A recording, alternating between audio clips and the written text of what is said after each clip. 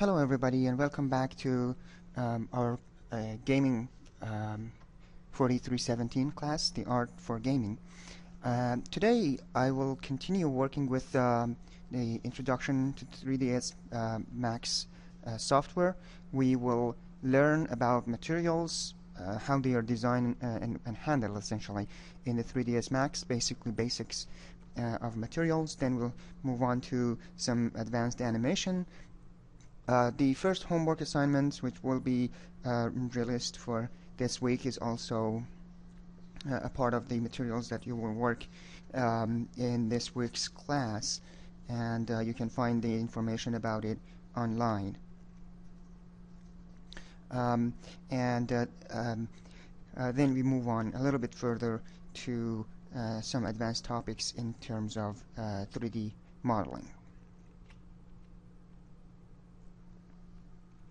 Basically, the objectives about today's class are learning more about the materials and applying materials to the objects. Last week we covered topics about setting up your computers for 3ds Max, introduction to the 3ds Max interface, and the basics of modeling techniques.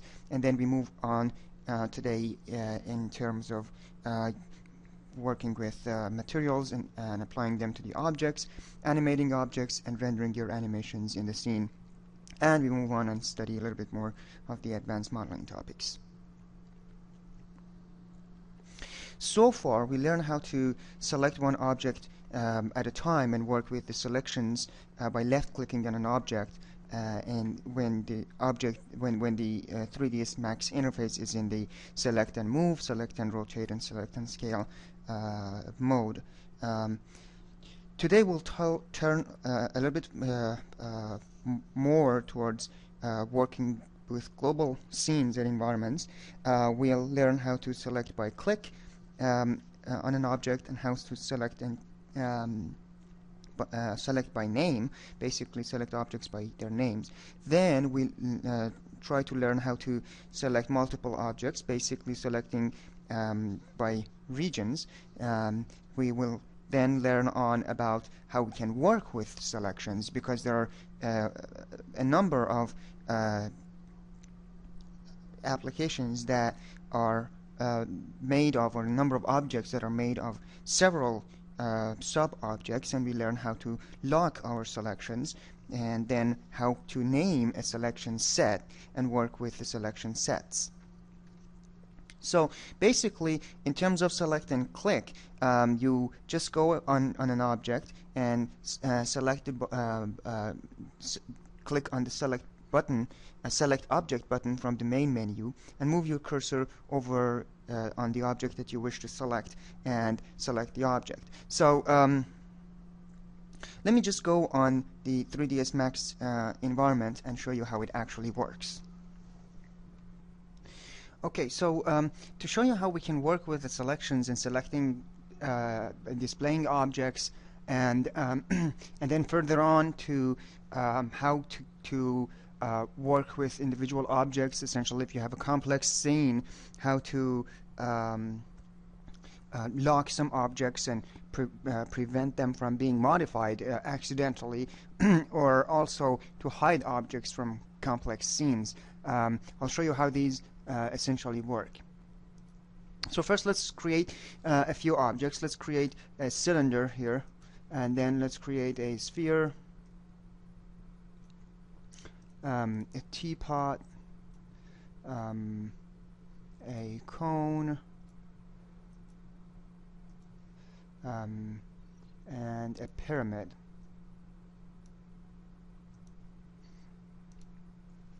Okay, so far we have worked with these options of select and move, select and rotate, and select and scale. And so you notice that you could select objects and move them. And how about if you wanted to select one object?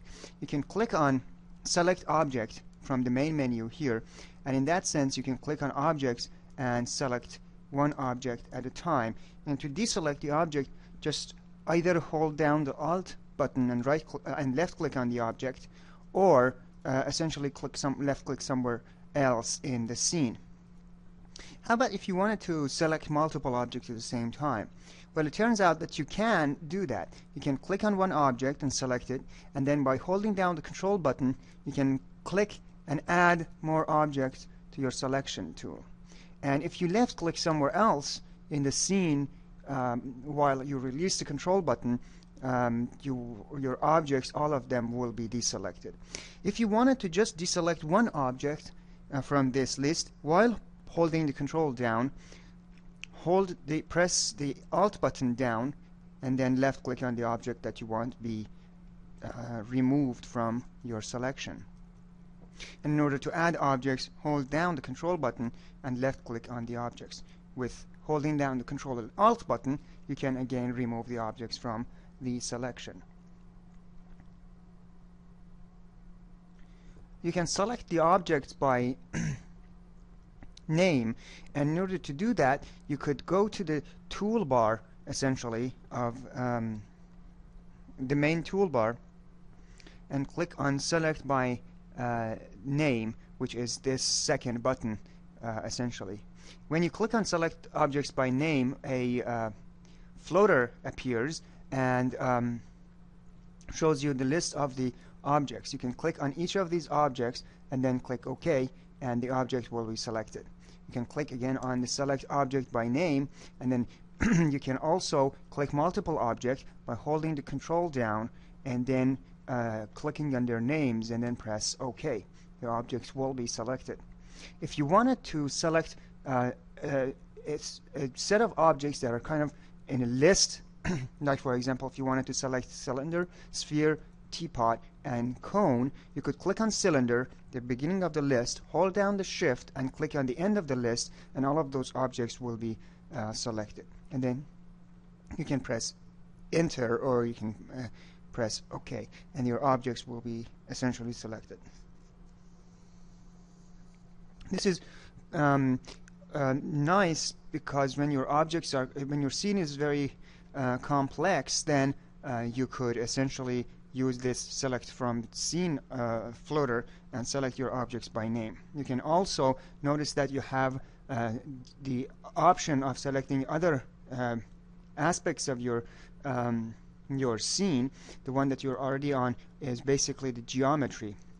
And on top you see the shapes, you see the lights, you see the cameras, and so forth. So you could either toggle them off and just show a list of the particular objects that you are interested in, or toggle them back on. So this way you see that this list shows all the geometry in the scene, the lights in the shapes in the scene, and the cameras in the scene.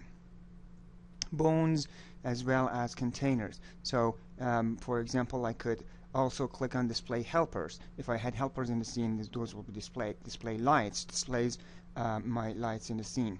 You can choose the type of objects that you want also from this main menu, which essentially by checking and unchecking each of these objects, you'll basically do the same thing as toggling these things on and off from the top of this list. To get to this floater essentially from the main menu, you could click on edit, and then you go to select by name, and that basically brings or opens the same floater for you. Now here we did select the objects in a kind of discrete kind of select by click. There are other options for selection of objects. You could select objects by using the select by region property. The select by region property is from the edit, and it goes down to select by region option of the menu, and you have several options: rectangular regions, circular regions, fence regions, lasso regions, and you can have also window or crossing options, and I'll talk about them now. From the main menu, from the menu bar, you also have the option of choosing select by rectangular regions, circular regions, fence regions, and lasso regions, and this last one is a pane selection. So in order to get to each of these different selection modes, you could press and hold down the left click over the icon, and the menu opens up. If you click on select by rectangular regions, and you are in the selection region, your mode is window selection. That means that when you drag your left button and mouse and drag and open a window, the objects that are entirely within the window will be selected, and the objects that are partially covered by the window will not be selected. In this case, the teapot was selected.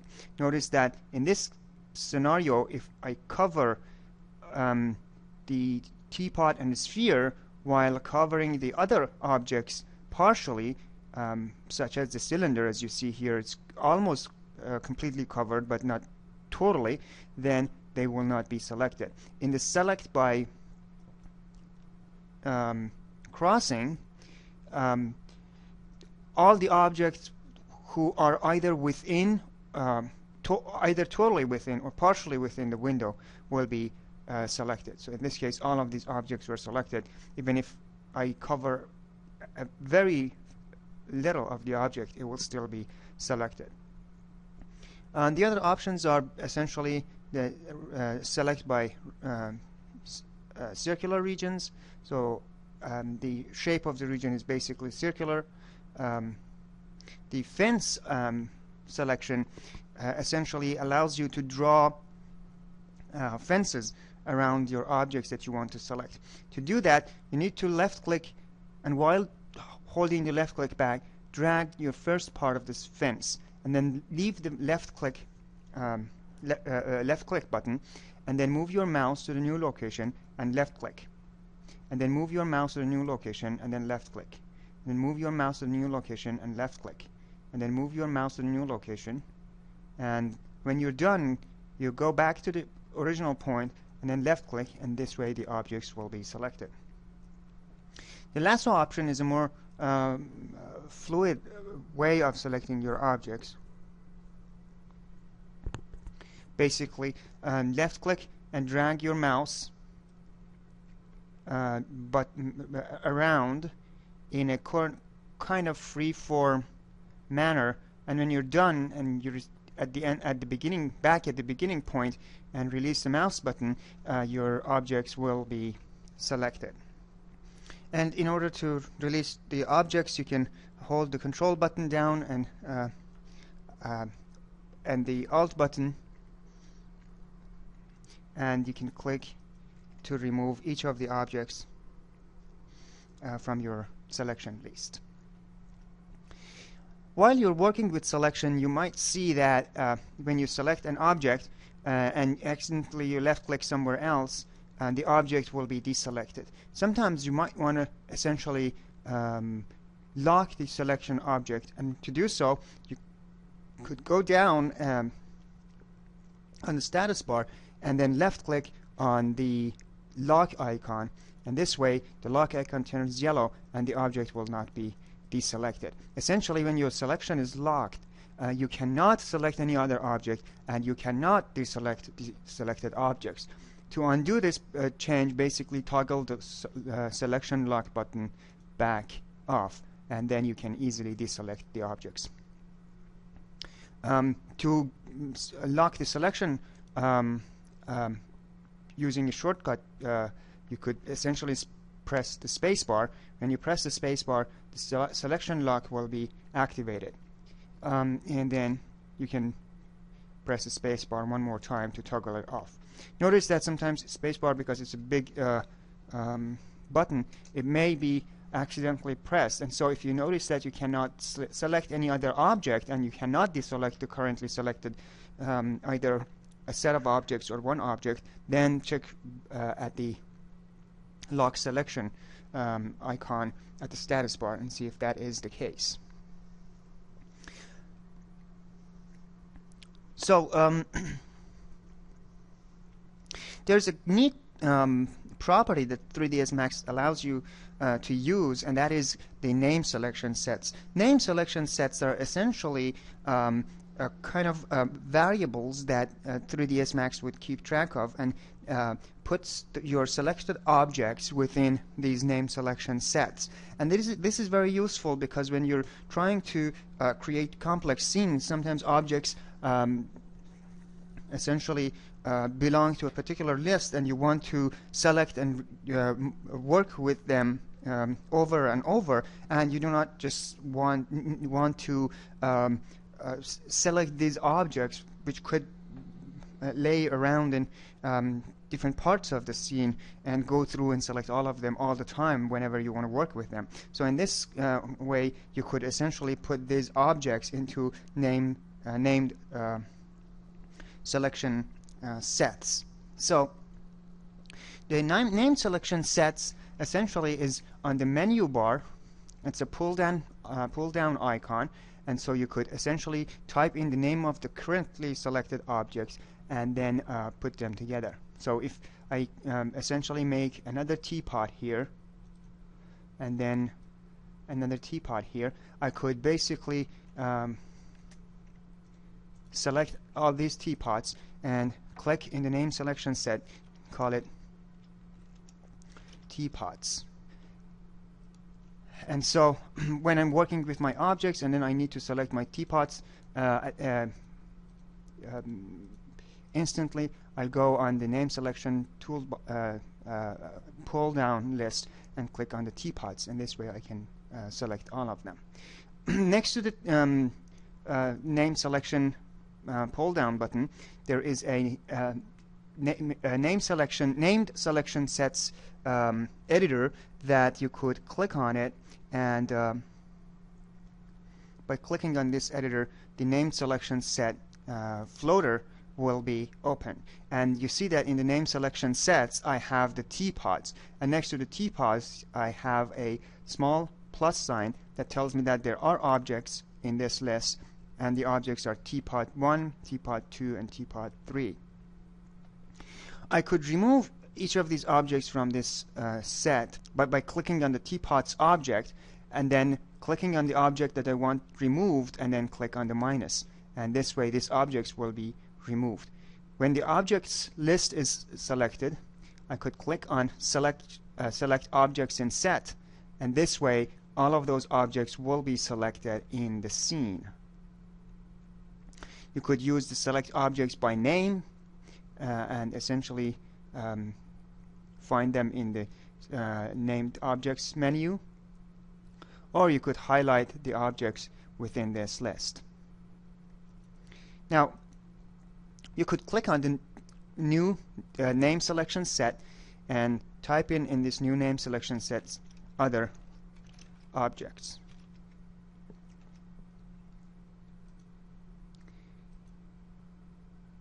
Oh, I already had these objects in the name selection, so let's remove this and let's deselect the objects. Now I can click on the new name selection and create other objects list, and this other objects list is going to be empty because I didn't have any selections here.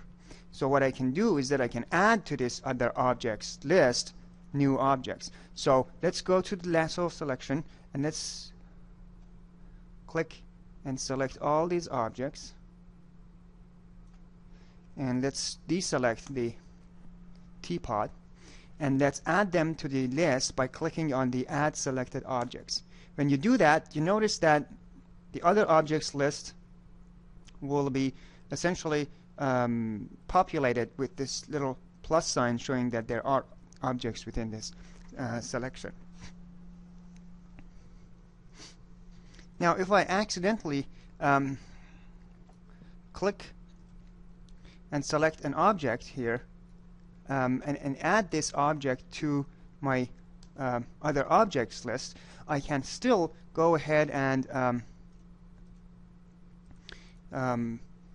move these objects from one list to the next. Notice that this teapot 2 is not a correct or does not belong to the correct selection. I can hold the mouse button down and drag this teapot 2 into the teapots selection. So now I have teapot 1, teapot 2, and teapot 3, which belong to the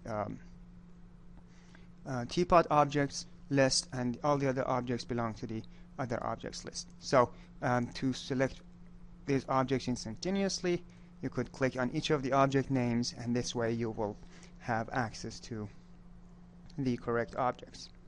Okay, Now when you selected an object and you want to change your viewports, if you left click on a different viewport, so for example here I select an object in the perspective viewport and then I want to work in the front viewport, so if I left click on the front viewport I'll lose my object. In order not to lose the object while changing viewports, just right click on the new viewport instead of left clicking on it, and this way you make sure that your selection still stays active, so which is this white object here. Another thing that you need to make sure that you do when you're creating objects, make sure that your objects are not colored white, because if your objects are colored white in the wireframes in the different viewports, when they are selected, they also turn white, and it would be difficult to understand or to realize if this is an object that is not selected or it is selected. So just for the sake of clarity, do not make objects that are white. So in this case, you see I turned this a teapot white in terms of the color, and I have not selected it, but its color, its wireframe color in other viewports are actually white, and it's kind of difficult to realize that this object is not selected. Whereas if I give it a different color when it's not selected, its color will be essentially its original color. When it is selected, the color turned white, the wireframe color turned white. Okay, let's go to the perspective viewport by pressing left clicking on a perspective viewport and pressing Alt and W. I'd like to show you how you can essentially work with complex objects, and when you have multiple objects in a scene. And so here I'm just creating several objects with different colors and so forth. So all these objects have been created, so the scene just becomes really complicated. One thing you could do essentially is that you could go ahead and hide some of these objects. The simplest way to hide objects or to freeze them in order to make sure that they won't be modified or moved accidentally, you could right click on the object. You could select the objects that you want to work with, and then right click on the object, and then use the quad menu to essentially hide them. So if you click hide selected from the quad menu, the object will be hidden, and you could do the same thing by clicking and selecting other objects like this. Hold control, and then select the objects, and then click hide selection by right clicking on the opening the quad menu, and then right clicking. Now notice that these objects are still a part of the scene and they are in the file, but they're not on the visual field. So you could right click, you could select an object and right click, and then you can click on hide by name and unhide by all to unhide these objects. So if you click on unhide by name, then you can actually click on the objects that you want to unhide, and if there are multiple objects, you could unhide them by holding down the control, and so they're unhidden, or you could click on hide all and everything will be unhidden. You could freeze the objects essentially by choosing your objects that you want to freeze, or if it's one object, just the one object, and then from the quad menu, after you right click, you choose the freeze selection. In this case, these objects will be frozen, and so you cannot select and move them. So you see here, this purple one, I can select them, but this gray one are kind of frozen, or basically they turn into stone. You could unfreeze all by selecting an object, right-clicking on it, and click unfreeze all, and all those objects that were grayed out, they will turn back on, and you can then select and work with them. There's another way to access this hide and frozen options, and that is from the display menu. If you go on the right hand panel and you go and click on the display panel at the top of this window, you will essentially have the display center open that could display objects by color, and also their materials by color. And then you have a hide category, and then within this window, if you scroll down a little bit, you would see that you have also a freeze category. In the hide category, you can click on hide selected. The object that you selected will be hidden. You could click on hide by name. The name window will open, and so you can hide the objects. You can click on hide by hit, and then this way you can just simply go ahead and choose the objects you want hidden and just click on them, left click on them, and hide these objects. If you need the objects to be unhidden, you could click on hide by name and then choose the objects you want to be visible, and then by holding the control button and selecting them and then clicking on hide. You can also click on hide by unhide all, and this way all of those objects will be shown. Under the freeze section, you can also do freeze by hit. Basically click on the object and freeze them, or you could click freeze by name and choose the objects you want frozen and click freeze, or you could freeze essentially a selection. So if you have a set of objects selected like this, you could click freeze selected, and if you do freeze unselected, all the other objects will be frozen. And then you can either unfreeze by name, essentially choose the frozen objects and unfreeze them, or unfreeze by hit and click on the objects that are grayed out, or unfreeze all, and that unfreezes all these objects. So finally, before we move on to the material part of this lecture, let me just show you a few objects that I'll create and put together to create something that looks like a clone head. And I'll use the auto grid and a few modifiers to essentially create and maintain a look that I want for my object. And you should go ahead and work with this primitive tools that we have here, as well as some of the modifiers, and work a little bit to get your hands-on experience and also get more comfortable with using these objects. So essentially what I'm going to do here is that I'm going to create a clone head. So I have a free palette, and so I click on the sphere for the head of the clone, and this will be the head of the clone. I want to change this color of this clone essentially to something that looks more reasonable, and then I'd like to move it a little bit up here. So this is how it looks like. I can move my viewport by dragging this compass here, or I could click on front, top, and east and west view, essentially right and left view of the object, or I can click on the home and it brings me back to the original view. If you drag this corner of this cube on top here, you could essentially rotate your object. Now I want to create the hat, which is a cone. So I could put the hat of the clone essentially like that, and then I need to move it around and put it on top of this clone head. Okay, let me change viewport to make sure that I'll put it directly on top of his head.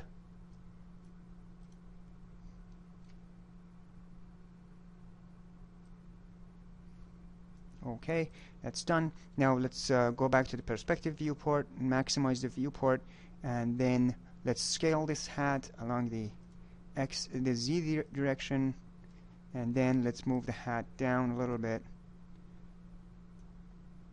And let's go back to the viewport, and let's scale this hat along the X and Y direction,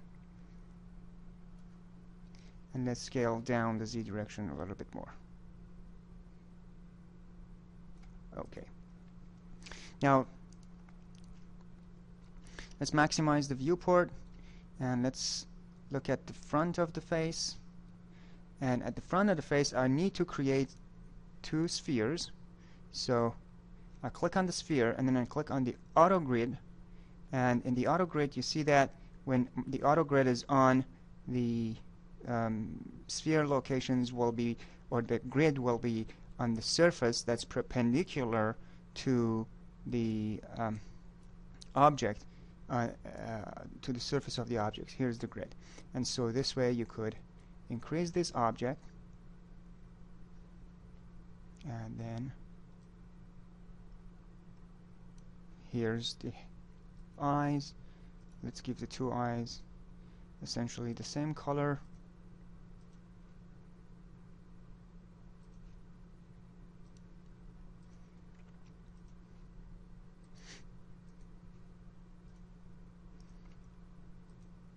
And let's make small pupils for him. So you have auto grid on, and I go on the surface of the sphere and I make the pupils essentially for his eyes.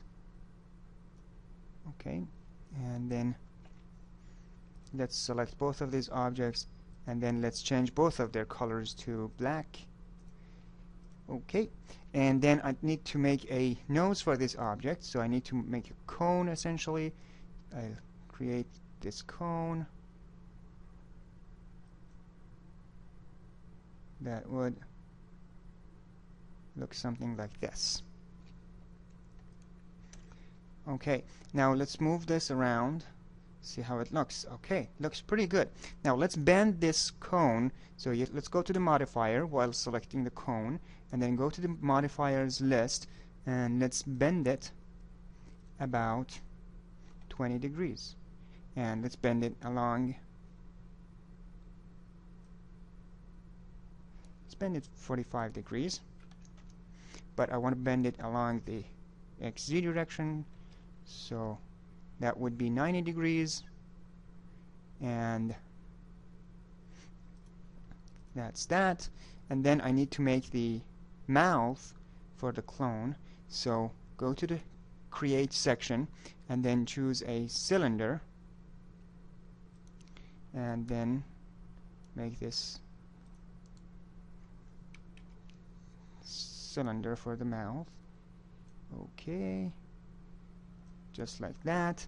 And now I need to bend this object, so go to the modifier for the cylinder and then choose bend, and then choose 90 degrees and along 90 degrees. And then I need to rotate this object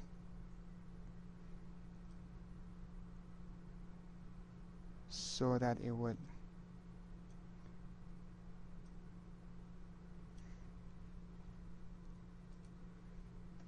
be exactly perpendicular to the face of the clone. Now I'll go ahead and move my viewpoint, click the object and move it, and then change the viewpoint, and now move it along the y direction. And then let's change the viewpoint one more time. Okay, so maybe we need to essentially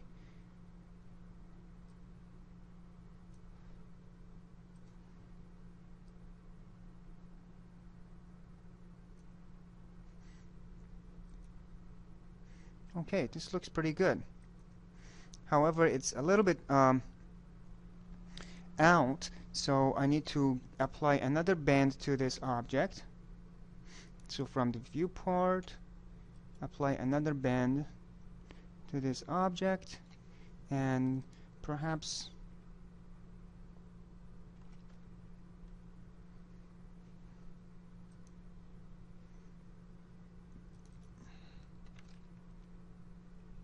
(20°, 180).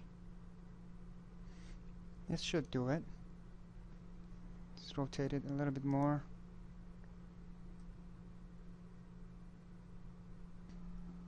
Okay, so let's click on the home, and here's our object that we created. So you should go ahead and create an object like this for yourself and just experiment with this stuff that worked so far. Okay, now that we have created our object, it's the time to apply paint or color or basically wallpaper to it. If we don't do that and we render our scene, without materials, our objects cannot be seen and they won't be visible. 3ds Max has a complex and powerful system to create materials to put on your objects. A material is basically, as I said, the paint or wallpaper that contains the colors and patterns on the surface of your objects.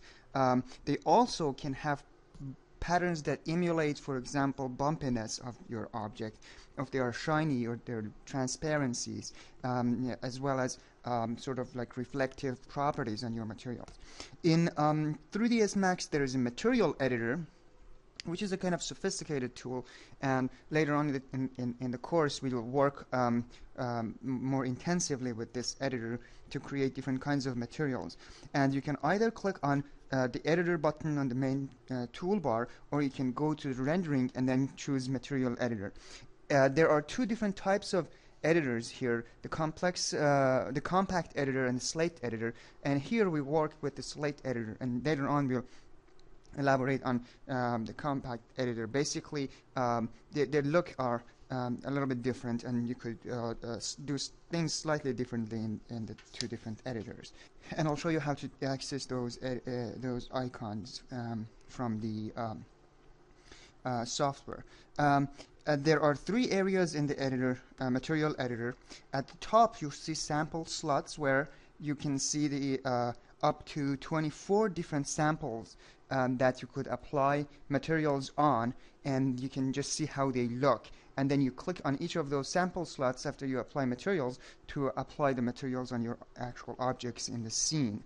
But 6 of these materials are or samples are shown at a time, but you can actually apply up to 24 different kinds of materials. Under the sample slots and to the right of them, you'll see smaller icons, and those are essentially the material editor's toolbars. And the ones at the bottom are the ones that you could use to essentially apply materials to your scene, apply maps to your scene, and things of that nature.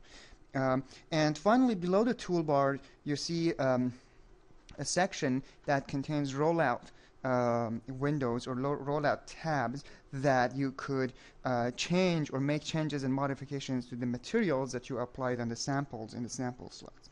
And I'll show you how they work.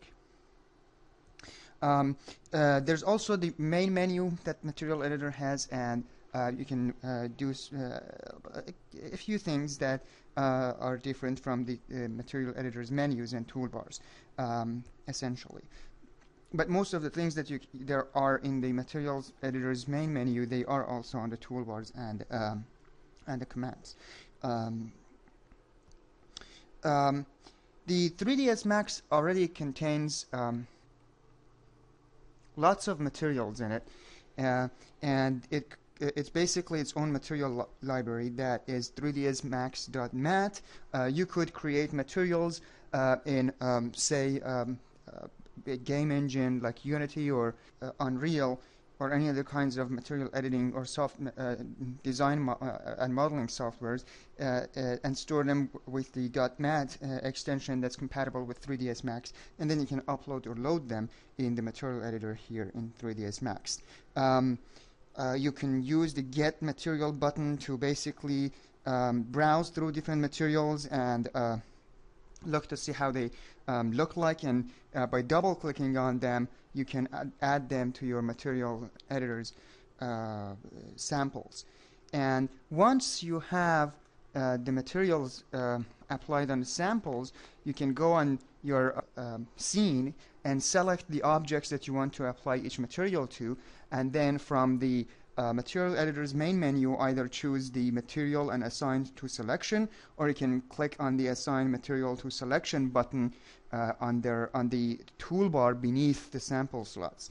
When you apply these materials on your samples, you need to notice that the materials that are already present in the scene, they would have small triangles, the four corners on the sample slot icons, and sample slot icons. And then what you need to, and that indicates that these materials are in use in the in the scene.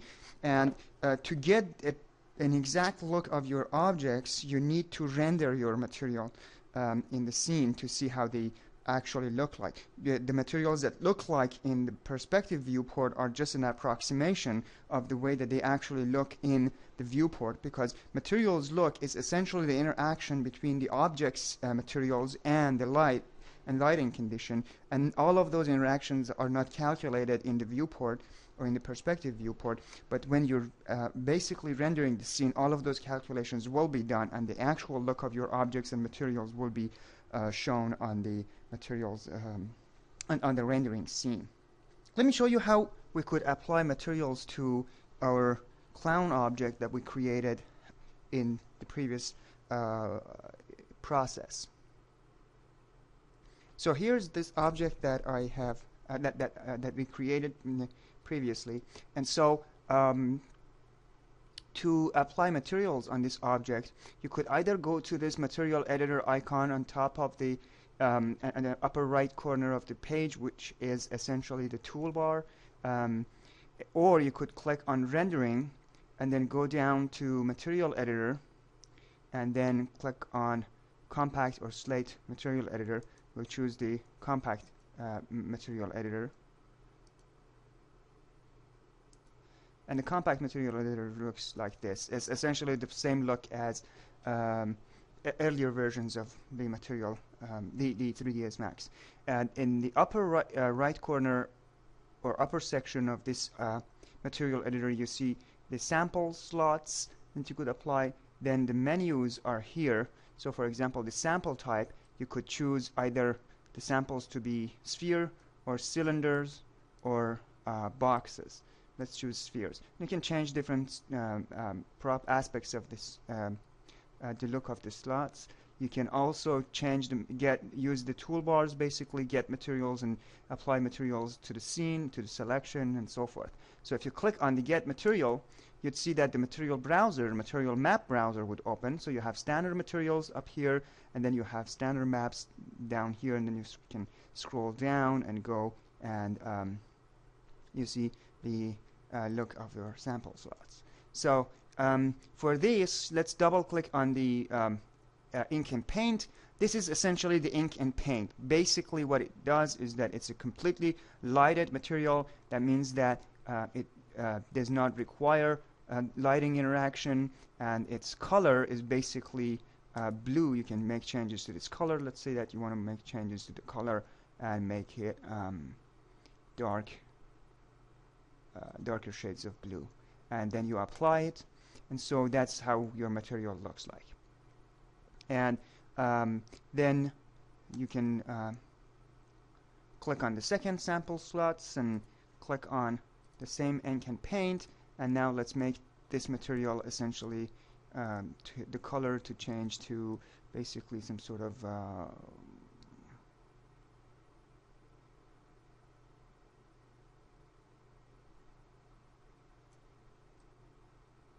yellowish look. And so as you see, these materials are essentially very bland because they actually don't have any kind of lighting conditions applied to them. So once I have the material selected, I can apply the material. For example, the second material, I'll apply it to this face of the object. So I click on the face of the object, and then I click on the sample that I need to apply, and then assign material to this object. Then I click on the hat, and then let's assign this material to the hat also, or let's actually assign the blue material to the hat. And so that's basically pretty much about how you can work with simple material selections and material assignment to your objects. And when you're done, you can just simply click and close your viewer.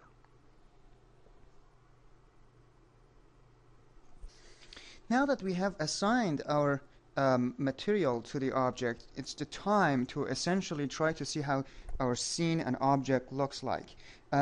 When we need to do this, when we were at that point, we would have to make, or would have to have the 3ds Max to calculate the way that the scene and the objects look like in one of the viewports. Essentially, the interaction with lighting conditions and the interaction with the materials and of course, the three-dimensional geometry of the scene. These can be done by the process of rendering. So, in general, you render in perspective viewport, or you can also render it from a camera. When you set up a camera, and especially when you have an animation in which your camera also moves, you render from the camera, and that way your scene would be created and presented as if you were watching the scene in place of the camera itself, and we'll work with cameras and lights in chapter 5 of the book. However, when you're processing and rendering your scene, usually you won't get the exact look of the scene the first time you render. So sometimes you need to repeat this rendering process for several times, 10, 20, 30 times to get the exact look of the scene that you wanted. To render your scene, you could basically click on the viewport you wish to render in. Let's say the perspective viewport, and then you choose rendering from the main menu, and then under the rendering menu you click on the render. Or you could click on the render scene icon on the main toolbar and have several selections of the rendering scene that will appear. There are many options in the rendering dialog box, and you can basically work with all of them to basically create the exact look of the scene that you want.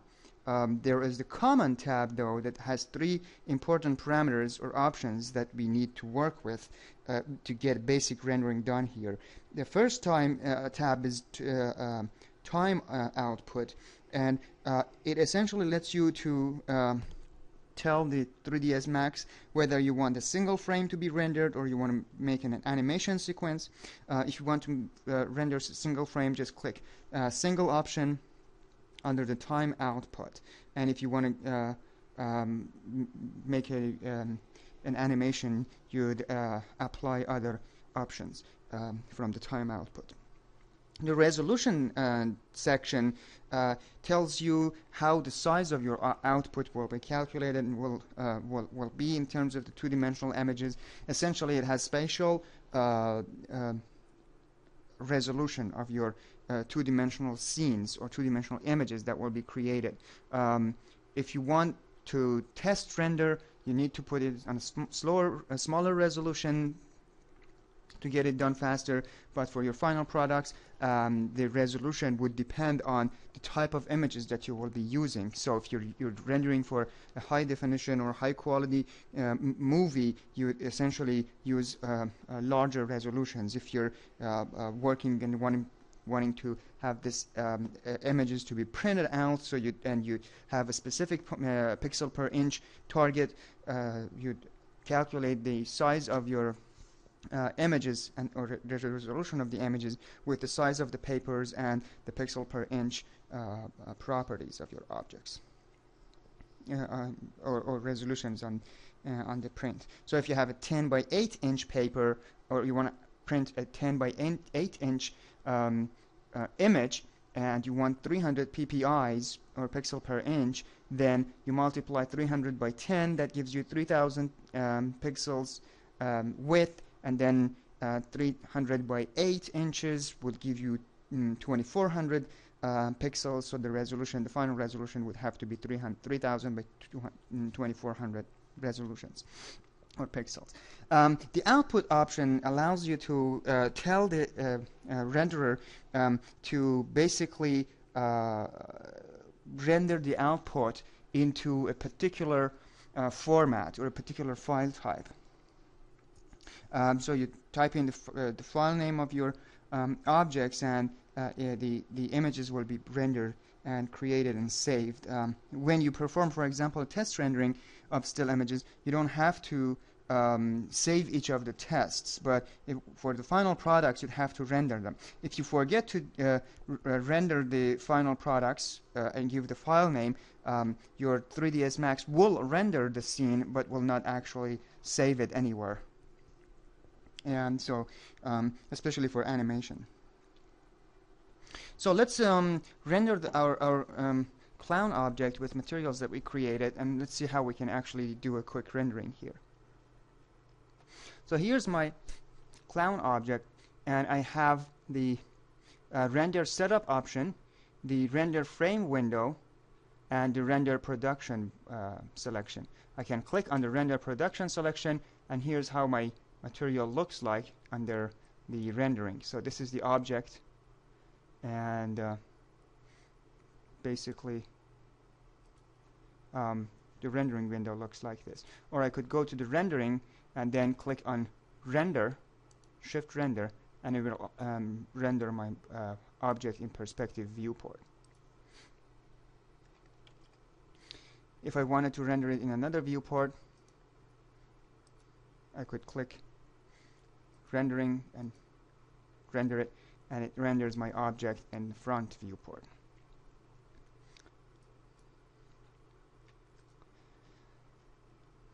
Or I could start the render setup, and in the common property, I see the properties here.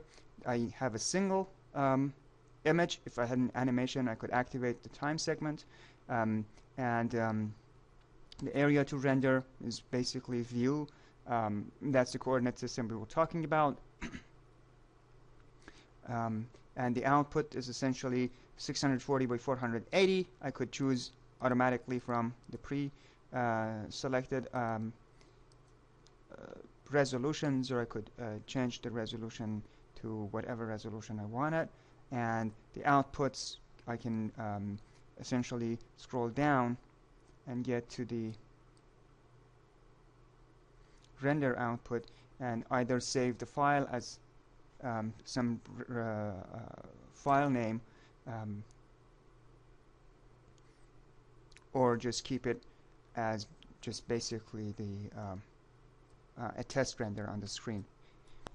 All right, and so at this point, the only topic that's left to discuss about its basic and how you can really quickly set it up is the topic of animation in 3ds Max. In 3ds Max, animation is done by using keyframes. Basically, that's how all animations are being calculated. The idea is to give the object information, such as a key, in a point in time, and then let the 3ds Max figure out the in-between changes and deformations to objects and their movements for us. This is basically the keyframe interpolation. Keyframes are set with using the auto key button at the lower right corner of the screen, and when you click on the auto key button, essentially there will be a red window around your screen, and that shows you basically that you are in an animation mode. When you're in an animation mode, you can move your time bar, basically the track bar, at the bottom of the screen, left and right, and you will see each frame number. But by default, you'll have 100 frames. You can make changes to those 100 frames, essentially. And to make the animation work, you automatically set the keyframes. First, click on auto key button to turn it on, and notice the border of your scene becomes red, and then move the time slider to the desired time, move, rotate, and scale your objects the way you want them to look like at that keyframe, and move the time slider even more, and then scale and move your objects even more. And once you're done, you can play the animation. There's also another way that you could deal with changing objects, and that is modifier animation. In the modifier animation, what you will do is that at each keyframe, right, each frame, you can make changes to the properties of the modifiers. For example, radiuses of spheres and heights of cylinders, angles of bends, and um, amount and curve parameters and a taper modifier, and so forth. So you need to move the time slider to the desired time before you make changes to the modifier properties. By default, 3ds Max gives you 100 frames to animate. You can make the changes by clicking on the time configuration button in the time controls area, and the time configuration dialog appears, and then you can make changes to different properties of your animation, such as its frame rate, the number of frames that it will be displayed, the start time, end time, and all that kinds of things. Now, what I'll do here is that I'll try to animate the clown object that we created, and essentially that would be most of the topics about just getting used to the environment, and then we will delve further and further into each of these topics, starting by with the three-dimensional modeling, chapter 3 of the book. So let's go to the 3ds Max and let me show you how to make modifications and make animations. Now here we are in the 3ds Max environment, and our clown object is set up. Let's maximize the perspective viewport by clicking on the perspective viewport and pressing Alt W. That maximizes it. Now at the bottom of the screen you will see the time slider and the animation section, which is essentially this part, starting from this key, auto key, set key, key filters, and so on and so forth, which are the topics that we will be discussing later. Okay, to make the animations, you need to set the auto key by clicking on the auto key, and I'll use everything by default. So the auto key is selected, and I'm at the first time frame. So let's first make geometrical movements to our objects. So here I have the objects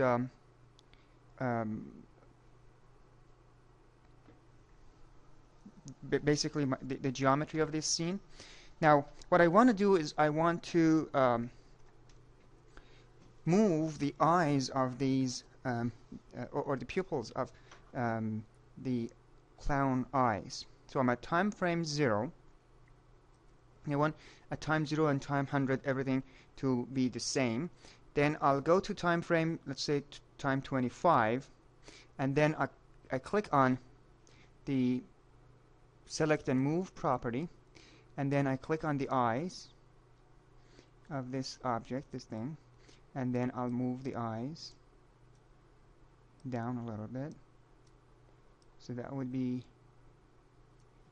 his left eye, and then let me move the screen, and so I'll try to move his right eye. Okay, and then I'd like to make changes to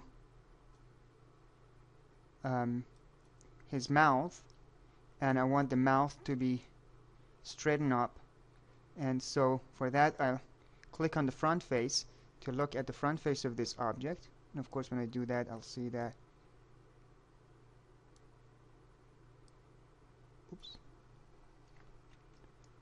the eyes have moved a little bit. Okay, now I want to bend this this cylinder that has the mouth of this object. So if you click on the bend, you'll see that the modifier 2 bends are applied to this object. So you need to make changes to the bend modifications, because if you apply this second bend, it's basically a little bit of the movement, and these bends are applied on a essentially on a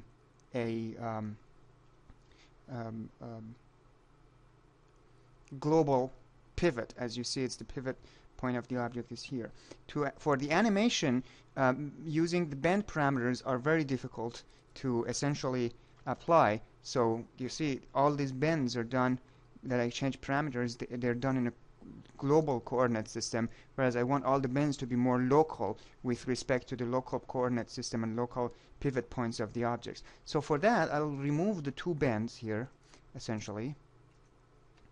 And I need to make two changes to this object. First is that in the first keyframe, I need to make the bend property of this object to apply to essentially its original pivot. So I need to move the pivot point of this object and to the local coordinate. So for that, I'll move the pivot point down to the center of the object, and to make sure that the pivot point is set up properly, I need to check out with other viewports to make sure that the pivot point is essentially in the center of the object. And then I'll go back to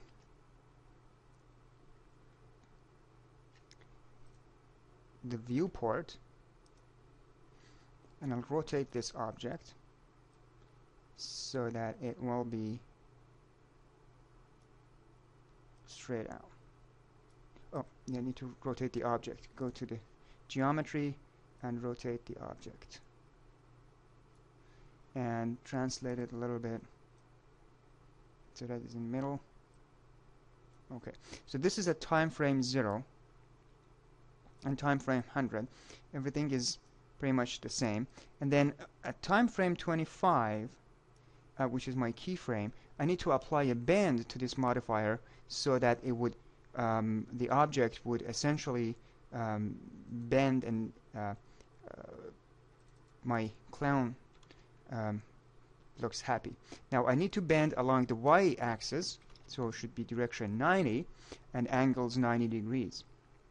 Now go to keyframe 25 and the keyframe 50. I'll again move the clown's eyes a little bit, and also make the clown's mouth to bend essentially to minus 90 degrees, so that my clown would look unhappy at time frame 50. So that's my 50 degrees, and I'll move the clown's eyes again a little bit more.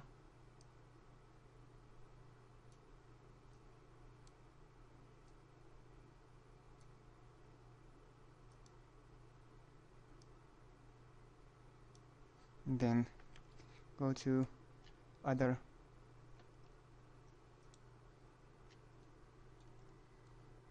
viewports, and as you see, the eyes of the clown are essentially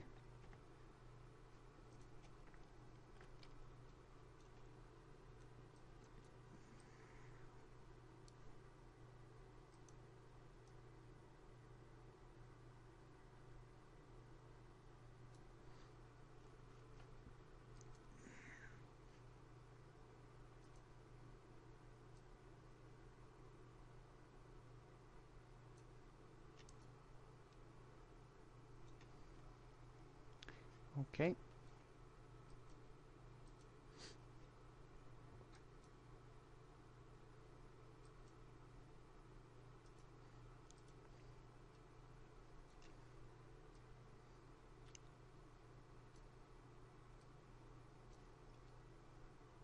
Here's how our clown looks like at time frame 50, and then let's go to time frame 75. Let's make this 0 and move the eyeballs a little bit more again, and so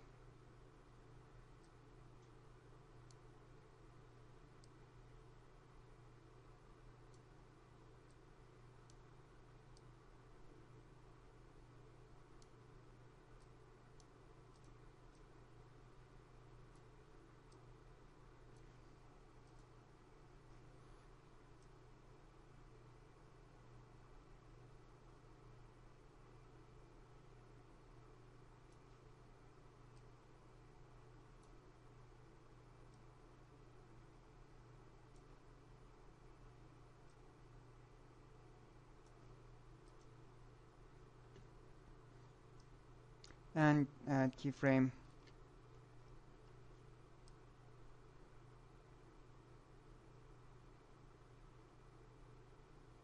100.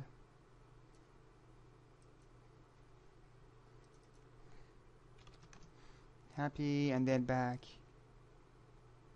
unhappy. Okay, now that you're done with the animation, set the keyframe off and then play your animation. So the clown starts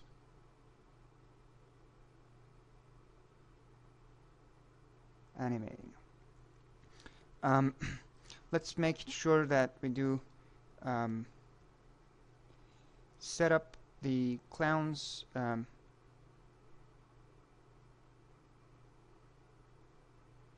hat also to go back and forth. So at time frame 20, I'll change the pivot point of the clown's hat, move it to the center of this clown, and then I apply the modifier at time frame 20 so that the clown hat would bend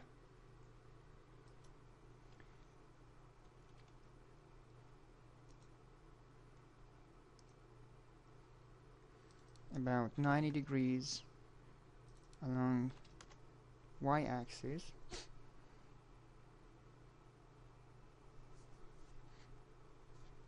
Actually, that was probably not a good idea to move the pivot point.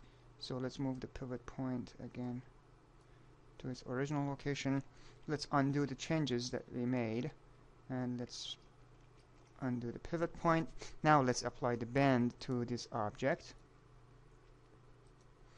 and make it 90 degrees along the x-axis, and then let's move the time slider to 60 or to 80, and then let's bend it minus 90 degrees along y-axis.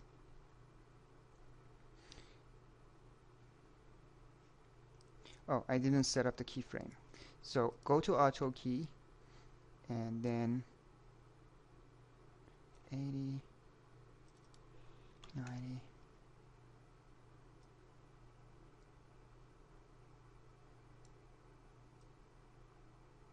Let's move the keyframe down to 20 and set up the auto key. And so here you see that your keyframe animation moves your object. Set the keyframe back up.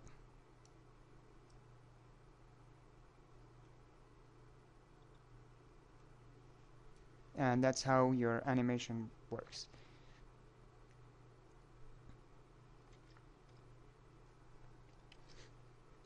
Okay, let's go back to our original viewport, and now let's render the scene.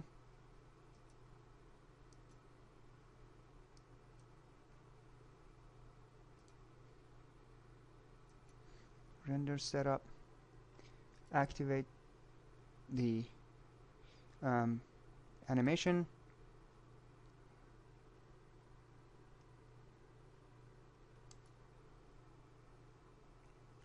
And so here's the frames that are rendered essentially in the animation.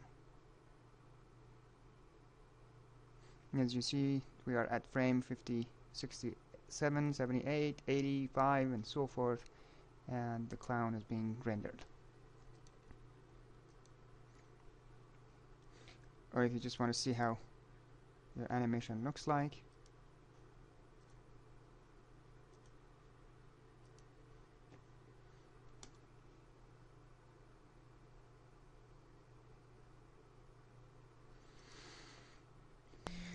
okay, so I've already showed you simple three-dimensional modelings. Essentially, we didn't do really modeling. I just showed you how to put stuff, basically geometries in the scene, and how to work with them, we saw a little bit of materials, a little bit of rendering, a little bit of animation, and so forth. And then, so for the rest of the lectures, we actually essentially go into more details about these topics. So we start with modeling, and we try to find out and understand what modeling is.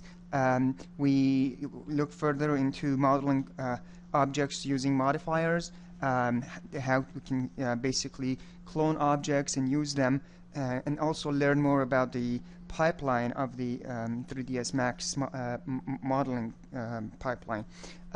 Then we'll go further into the details about using two-dimensional shapes for modeling, a little bit of advanced two-dimensional modeling through a process called lofting, and then we'll see what polygonal meshes are and how we could use polygonal mesh objects for modeling, and use a little bit of advanced transformations to make better use of different coordinate systems that 3ds Max gives us to do our three-dimensional modeling.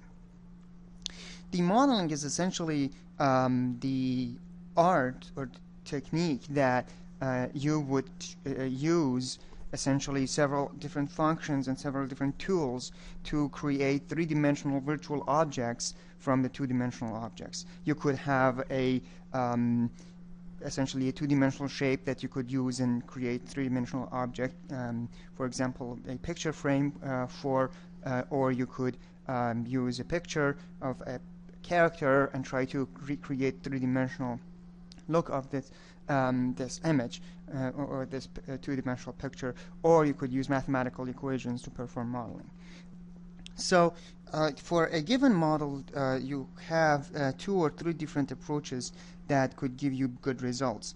And when you're working with three-dimensional objects, you would basically combine these tools generally together, or try to use as much tools as possible to create the best realistic looks for your objects. There are several different types of models. The most basic ones are the mesh models, Bezier patch models, and NURBS. In the mesh models, essentially you have polygonal meshes that you create your objects for, and so far we have worked with polygonal meshes. Sometimes these meshes are also called poly models or polygons, or wire meshes, or just simply meshes. The most distinguishing characteristic of a mesh is that it has no curves. Basically, there is no true curvature in a polygonal mesh. So you create even the most curved surfaces by using polygons, which are essentially flat surfaces. They're also called faces. So, or triangles that make up these polygons. Each of the triangles are made of straight lines that are called edges, and at the end of each edge there are 2 vertices. So polygons are made of triangles or faces. Triangles or faces are made of edges, and edges are basically straight lines that connect 2 vertices together. The approximation of a curve can be used by increasing the number of polygons that you have in your model. So when you have a sphere that has like 20 segments, it represents a lot more polygons, and essentially it looks more smooth than a sphere with less segments in it. Increasing the density of a mesh gives it a better approximation of the curvature.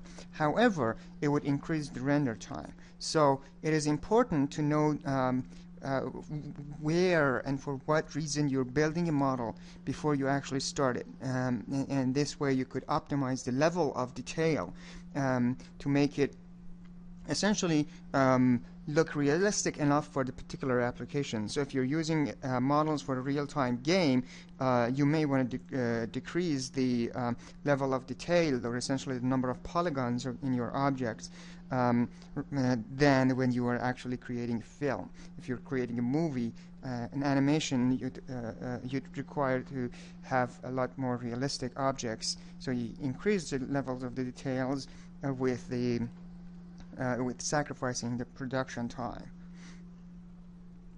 So essentially, as a general rule of thumb, if you're using non-real-time pre-rendered animations, a single mesh polygon should never be smaller than a single pixel of the rendered image. So that's a lot of polygons. Otherwise, the high detail of the mesh cannot be seen in the final image. And but when you're modeling for real-time applications like computer games, you will have essentially a lot more restrictions in terms of the render time and the modeling. Therefore, you have to essentially decrease the number of polygonal meshes that you are creating for your objects. So let's talk about the second type of modeling, and that is essentially the Bezier patch modeling. And this modeling technique is basically built on a famous mathematical representation of curves, and that is called Bezier patches or Bezier splines. A Bezier spline is essentially a curve that tries to achieve realistic and naturalistic curvature through using control vertices or control points. By manipulating a few control points, you can essentially quickly define a contour of a patch that is really realistic and reasonable. Each control point or control vertex has essentially two tangents that emits from the surface of the curve where that point is located. And by controlling these tangents, you can control the incoming and outgoing curvature of the curve at that point. So essentially, these are mathematical representations. The next kind of modeling, which is a very complex and complicated model but achieves extremely natural modeling properties, is called NURBS, or non-uniform rational basis splines. These are complex mathematical functions or mathematical equations that try to simulate the curvature of objects and lines. So it's a very valuable tool if you have essentially a particular need for using them. So for example, in industrial and automotive design, essentially, you rely heavily on NURBS modeling because to produce complex surfaces with smooth curvatures. It is a difficult tool, although, to basically become really efficient and proficient in, and is only useful for rounded surfaces. The combination of NURBS modeling and a polygonal mesh modeling that essentially uses a little bit of both techniques as a modeling technique that is widely used to model organic objects or objects with smooth surfaces, for example, if you're designing a character. So this technique is called subdivision surfaces modeling or subdivision surface modeling. It produces high-density polygonal meshes from low-resolution base meshes. And in the advanced modeling technique topics that we will study later on in the semester, we use this kind of modeling techniques to model very low-resolution objects. Like, for example, if you're modeling a hand and fingers, you can use very rough, rigid boxes to model a rough structure of a hand, and then subdivision surface modeling uses these boxes and some sort of NURBS calculation to create smooth flesh around the boxes that you created and model. Now, when you're working with modeling, essentially you deal with special primitives, or basically building blocks that you start up with and then you could build more upon and manipulate them. These are different types of primitives that you use, and in the 3ds Max you have two different kinds of primitives: standard primitives and the extended primitives that you can use. Standard primitives that we already worked with are under Create Geometry panel, and then you have boxes, spheres, and things of that nature. There are two special primitives that I want to talk about here that are particularly important. We haven't worked with them: geosphere and plane. A geosphere is a computer graphics representation of a geodesic dome. In geodesic domes, they are different than actual spheres in that spheres simulate the curvature of a sphere by polygonal meshes, whereas geodesic domes are made of triangles. And when you're looking at a geodesic dome and a sphere, the difference is that this geosphere in 3ds Max has a certain amount of advantages over the traditional sphere. It does not have a polar structure like regular spheres. The polygonal density at the poles is not different than the polygonal density around its equator. So it is basically a more uniform mesh spread of the polygons on the surface of this sphere. This means that a geosphere at the same approximate level of detail will actually have fewer polygons. And so basically, I'll draw these things for you a little bit later in 3ds Max, and we'll study their polygonal structures. A plane is also an important primitive. It is a flat structure that is divided into length and width segments, and it doesn't have any three-dimensional value or three-dimensional properties. Its primary purpose is to act as a ground plane where you can place a scene on.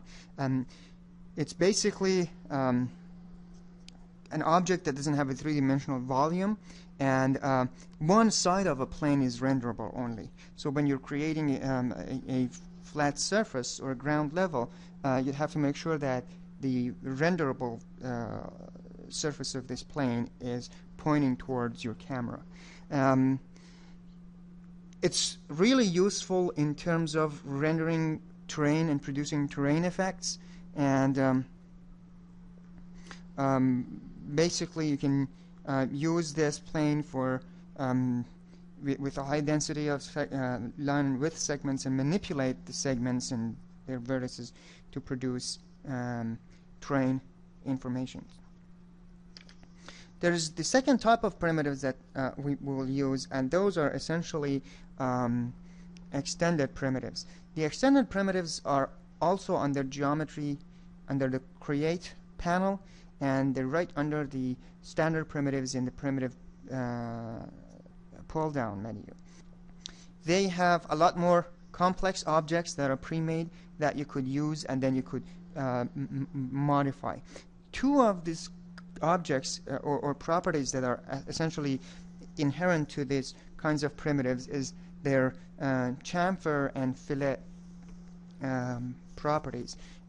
When your objects have chamfer property, they basically have rounded edges, and they look more realistic. So if you create a box, a chamfer box, it actually looks like a real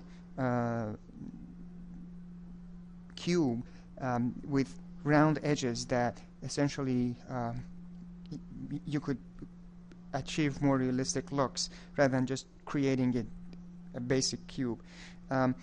The fillet properties of these objects also control the curvature of the edges or the roundness of the edges. So by controlling this property, you can create a certain amount of roundness to the object, and essentially making them look more realistic.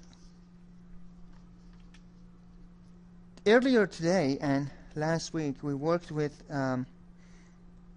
shapes of objects that could be modified, and we applied modifiers on a modifier stack, and we saw that by stacking up different modifiers you can make different simulations and different models.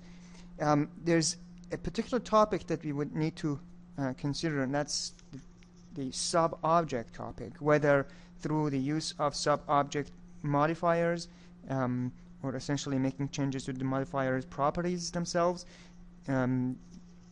or to the sub-object modeling. It's important for us to recognize that when you have an object, either a primitive or a model or the modifiers in the stack, if they have sub-objects, or allowing basically allowing the manipulation of those components of the tool, then they will have a small plus sign next to their name, and when you click on it, the sub-objects would be sub-object menu would open. So you could perform these properties and manipulation at the sub-object level. If you simply select a primitive or a modifier when you're working on it, it's basically at the object level.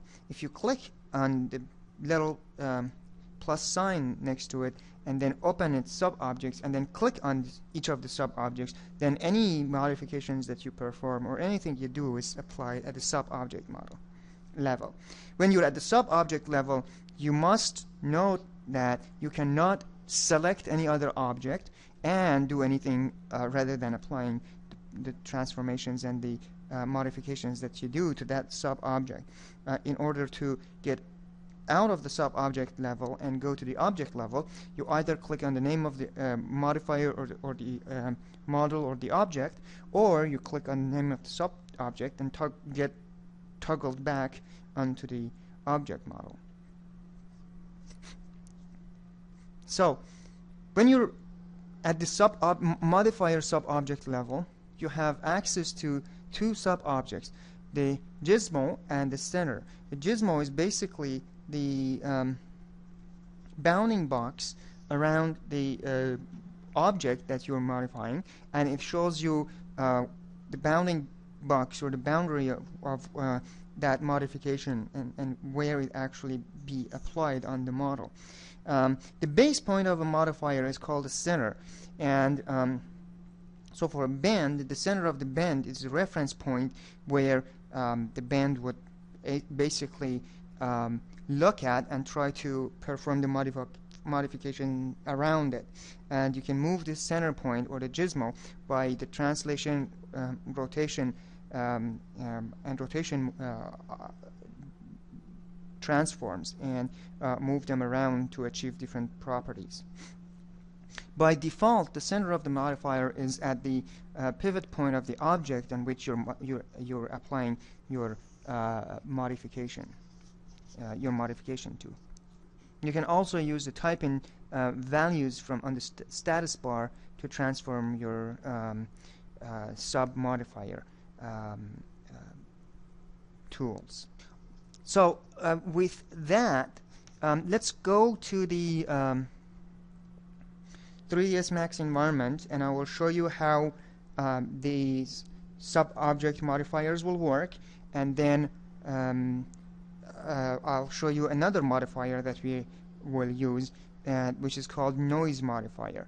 So we already have seen the taper modifier and the bend modifier, and today we'll see also the noise modifier.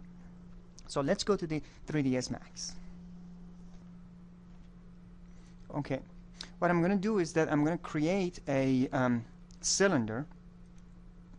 So click on the create geometry, and then click on the objects, the geometry, and then click on standard primitives, and then from standard primitive click on cylinder, and then let's make this cylinder. So I created this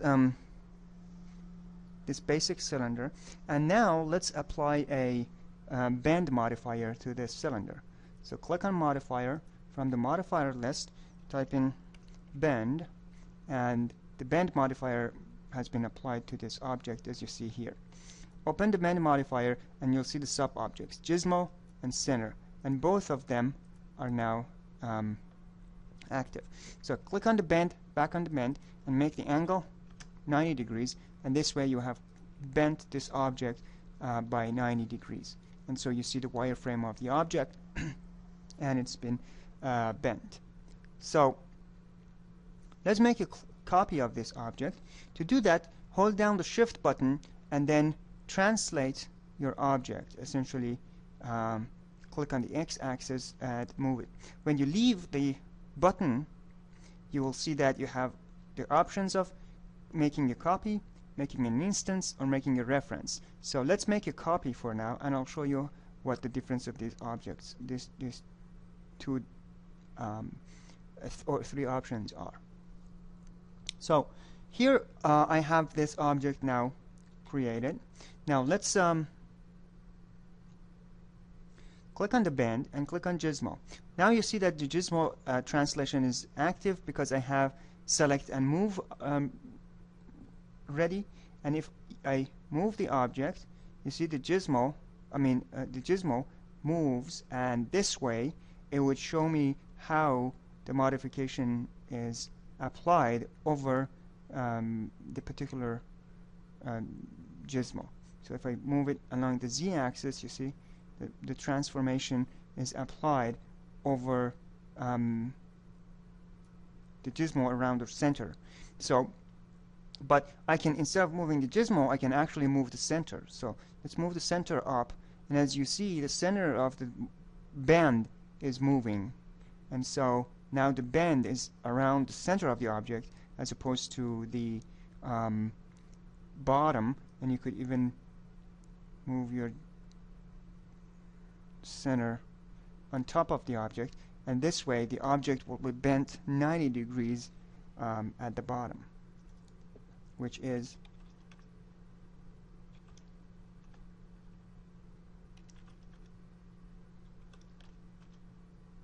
and so if I apply different bend angles, it will bend differently. Okay, so this is essentially it about the modifications. So let's get rid of these objects, and let me show you now how the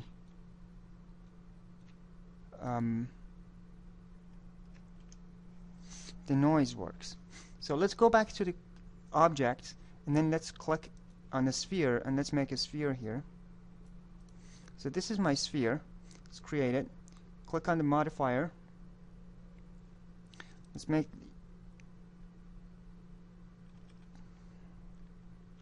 20 objects with 32 segments. So a sphere with 32 segments, if you press number 7 key, you'll see that there are 960 polygons with 482 vertices on this sphere. Now if I click on the create and I click on a geosphere,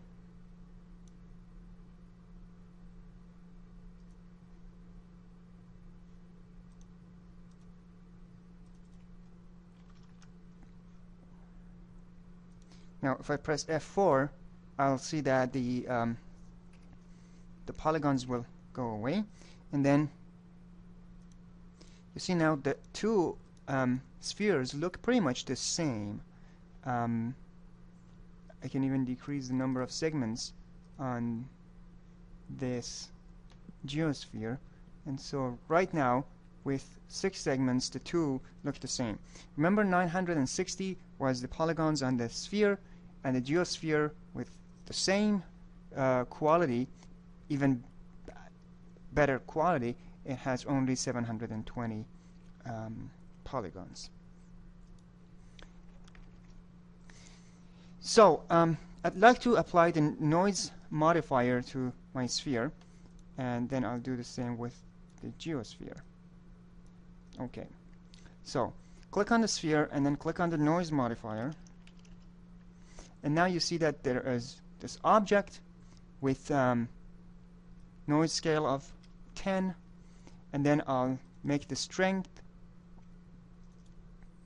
of the noise to be about 5 along x and y and z direction. And so here's how my object looks like. And if I press F4, it shows the deformation of the object and the polygons when the noise is applied. Now let's apply the same noise on this geosphere with the strength of scale of 5 and strength of 5 along x, y, and z dimensions. And if you notice, the noise applied on the two objects is essentially the same strength, but the quality of the edges are a little different. So it looks to me that the object on the geosphere looks a lot more smooth than the sphere itself, and the noise is applied essentially differently, as you see on the poles of the sphere right around here at the top. And when you look at the pole of the geosphere, because geosphere is a uniform distribution of the object, the triangles or polygons, it's essentially a lot smoother on the poles than the actual sphere. So let's change the noise strength to 10, and same here.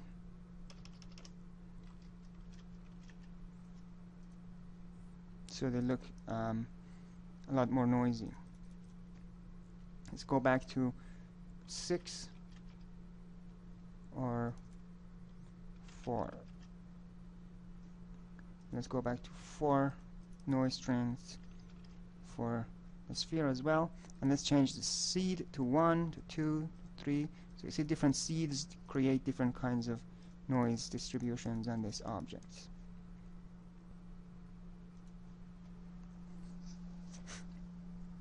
Now, so far I have shown you the simple modifications on the entire object. Like what I just did, I applied the noise modifier on the entire object. You can also apply the modifiers to just part of an object. And this is basically done by a special category of modifiers that are called selection modifiers. A selection modifier doesn't actually change an object. It is basically a modifier that tells the rest of the pipeline or the modifier stack on what part of this object the modifications should be applied. The first selection modifier is called mesh select modifier. It's the most commonly used selection modifier, and when you use this modifier and apply it to a mesh object, you can select specific sub-objects within the object, such as vertices, faces, and polygons. To use the mesh select modifier, you just go to the sub-object modifier stack, and then you activate one of the mesh sub-object types, such as polygons. And when you do that, you notice that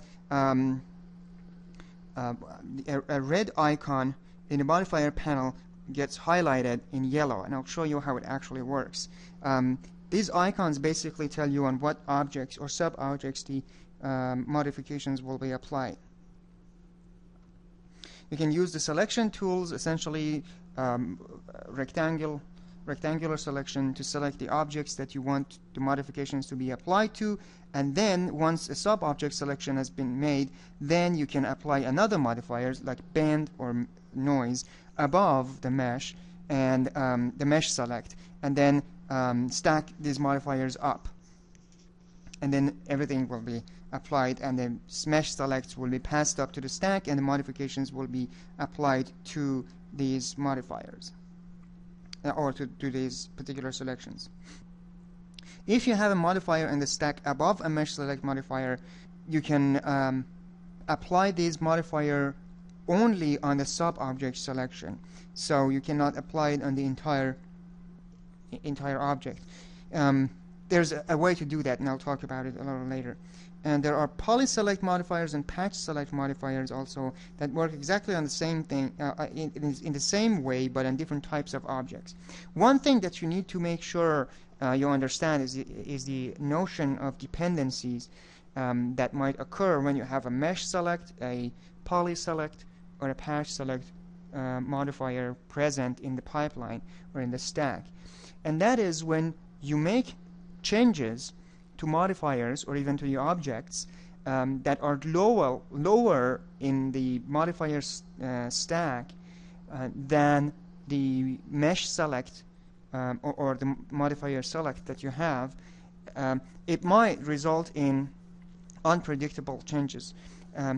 And for that reason, when you do this, then a window appears, a warning window appears telling you if you would like to keep this modifier or not. So in general, if you apply a change to a modifier below a mesh select or a poly select or a patch select modifier that produces or changes the number of vertices in the object, you might see unpredictable results. If you don't produce different objects, like if you merely change the size of an object, like the radius of a sphere, then it should be okay to perform that change at the lower levels of the modifier stack. The only way to make sure that you won't get results that are undesirable by making these changes is to plan ahead, and when you're modeling, to keep basically in mind the entire process of the modeling and essentially planning in advance of starting the sub-object modifications. If you would like to apply these modifications on the sub-object levels, or essentially to do the sub-object modeling on different parts of the object, you could stack these up together and essentially put various sub-objects modifiers or selection modifiers in the pipeline. So let's say that you have you want to make a bend on some vertices or some edges of the object, so you make a selection modifier and you select the edges you want the bend to be performed on, and then you apply the bend modifier. And then later on, if you want to taper some other parts or some other polygons of the object, you make a select modifier for that part, and then you apply the taper or other modifications on top of it. If you would like to apply the modification on the entire object at some point in the pipeline after you put a selection modifier, you would have to create another selection modifier, but with this selection modifier you just don't go and pick a sub-object selection, and you just keep it at the top level, which actually applies on the entire image, and then you can make your modifications and put them on top of this last selection modifier, and that way you will apply your modifications to the entire object. So with that said, let's go ahead and let's make some modifications to our objects in the 3ds Max. Let's open our clown object. And so here's the clown object. Now, if you press the middle or the scroll button on your mouse, you can pan your perspective viewport or any other viewport, and if you hold down the Alt button and use your middle mouse button or use your scroll button, then you can rotate the viewport. So here I'm rotating the viewport. Now, Alt W opens the viewport, and let's go to the front viewport, and let's click on the cone, that's the hat of this object, and let's increase its height segments to 7, and let's increase its height to 35 or maybe 25. Okay. Now, if you go to the Modify panel, you will see that, let's change the height segments to 10. And you will see that you could essentially apply modifications onto select modifiers. So if you click on mesh select modifier, then a mesh select modifier will be placed on top of the cone.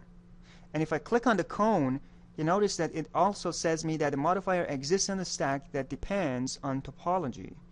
And if I needed to change the size of the cone, let's say that the height or the radius of the cone, and I was sure that it wouldn't produce new vertices or change the number of vertices, it would have been okay. So I click OK. I click yes. Or I can go back to the mesh select. Now next to the mesh select, you see that there's a little plus sign, and that tells me what kinds of selections I can apply. I can apply it onto vertices, onto edges, onto faces, on polygons, or elements.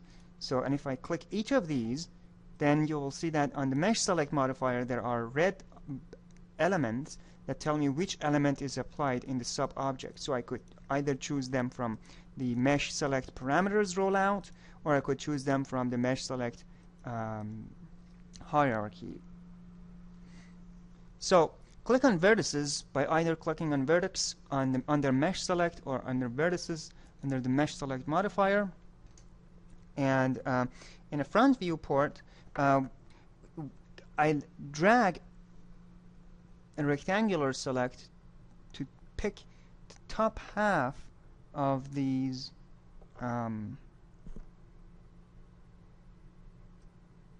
vertices. And you notice that the vertices that are selected turn into red. And I call them top verts. And this, essentially, if I accidentally click somewhere and I unselect them, then I can go ahead and click on the top verts from the named selection pull-down menu and select these vertices automatically. So let's bend the hat by applying it onto this sub selection. So click on the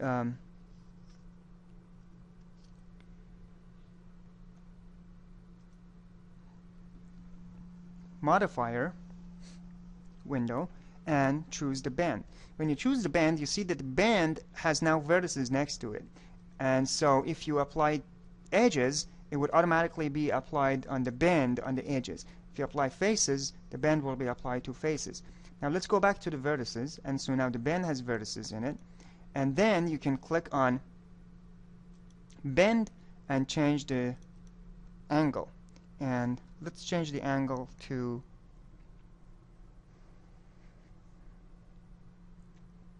20, 50. So you notice that when I'm making the changes to the bend, it'll essentially change drastically, and some of the vertices become basically change a lot. Now I can move the center of the bend by clicking on the center sub-selection, sub-object, and then moving the center up a little bit, and as you see, or down a little bit, and as you see, it would change the selection.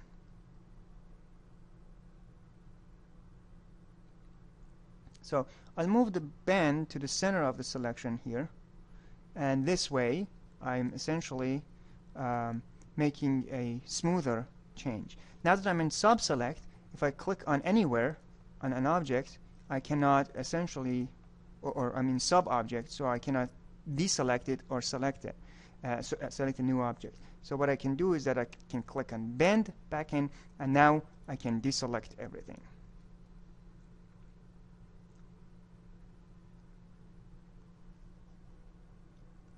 Now, if you go closer to this object, you'll see that the bend is essentially changing, is not changing the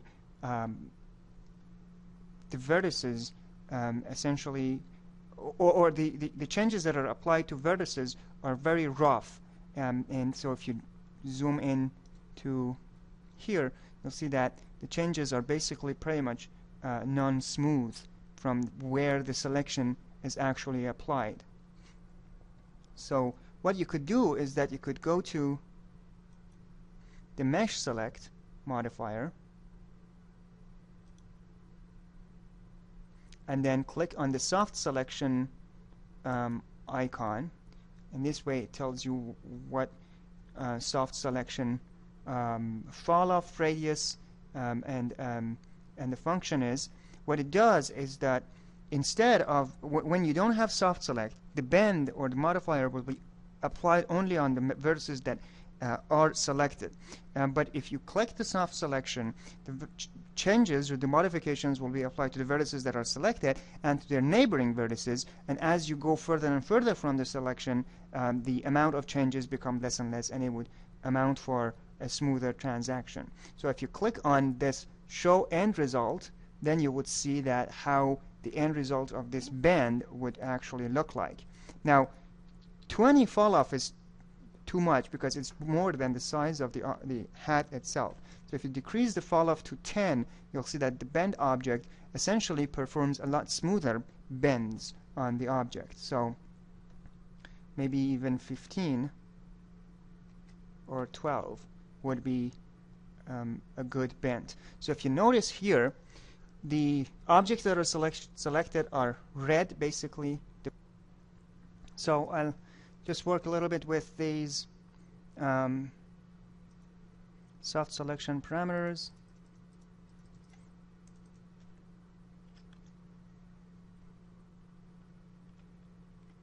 Seven, 8, 9, 10. Okay. So that's set, that's settled, and this is how the end result of this bend works. Okay, while still in the sub-object with the selection that I performed, let's apply a taper parameter. So on these objects, and now you see the taper parameter is also applied, and you could decrease the amount of taper parameter, and you still have the soft selection, and essentially you are I could make even further changes to this to the hat of the clown here.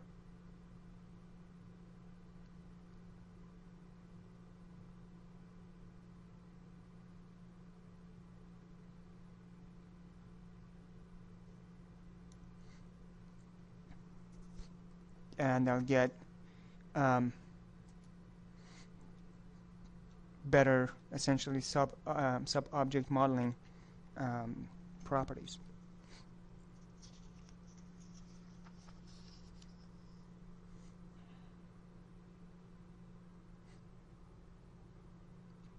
Now, at this point, I want to apply now another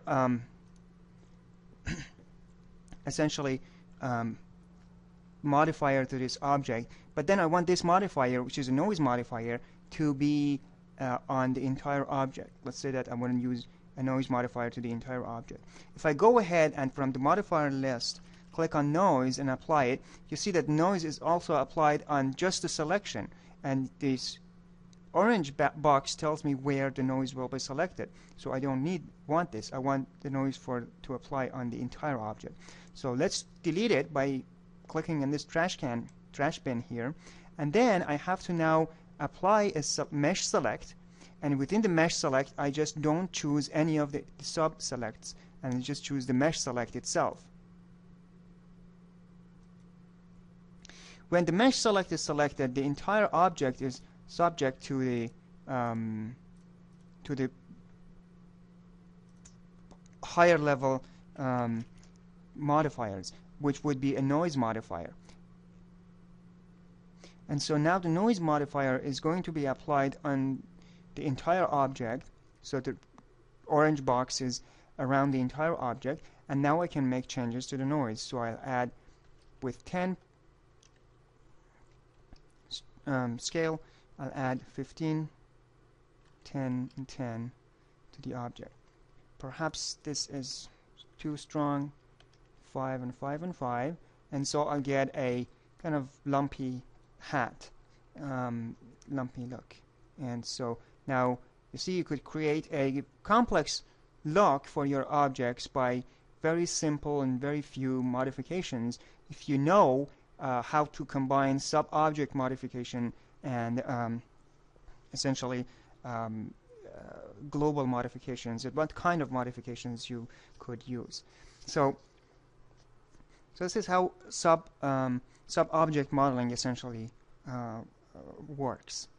Okay, so what we did this week, basically, we finished up chapter 2, which was essentially helping us get through understanding the basics of modeling, animation, and rendering in 3ds Max, and I walked you through simple examples, some of which you already probably have known, and worked with another three-dimensional graphics environments and applications like Maya, and some of which may have been new. Essentially, it was meant to give you a handle about walk you through in 3ds Max environment. And we studied basic materials, how you can find materials, apply them on your objects, and things like that. We'll go more in detail about materials. We learn about basic keyframing animation in 3ds Max and how you could set up basic animation.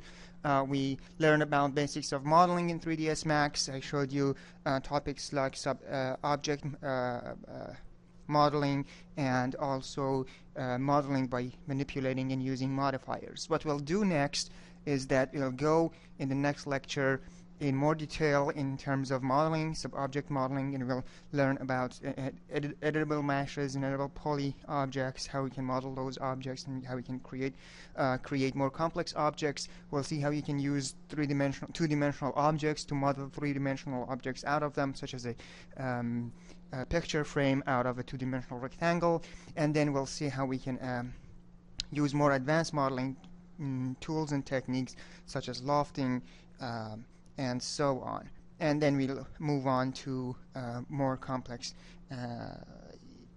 tools and techniques in modeling three-dimensional animations and graphics. Now, as a part of this week's material, you will work with 3ds Max to create two simple scenes. The first scene is basically your first assignment. That's the end of chapter 2 assignment, which is located on page 98 of the textbook. And so essentially you go ahead and you follow the steps and you create this scene, and then you submit your 3ds Max file.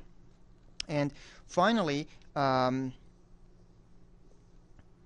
you perform the assignment or exercise 3.3 on a clown object that you create, and this is a very simple object. It's just a sphere and a cone for a hat and stuff like that, and then apply the sub-object modelings on its vertices.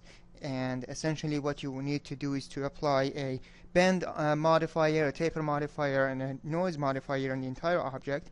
The bend and taper on the on the matrices or the sub-objects, and the vertices or the sub-objects, and the noise modifier on the entire object. And so submit these files in essentially through the Blackboard within 3ds Max files, which are essentially the scenes that are saved in .max files. So I hope this was useful enough for this week, and hopefully we'll get to do a lot more fun stuff in the coming weeks when we learn about more advanced topics in three-dimensional modeling and animation. So with that, I'll let you go work on your two simple assignments, and I will talk to you next week.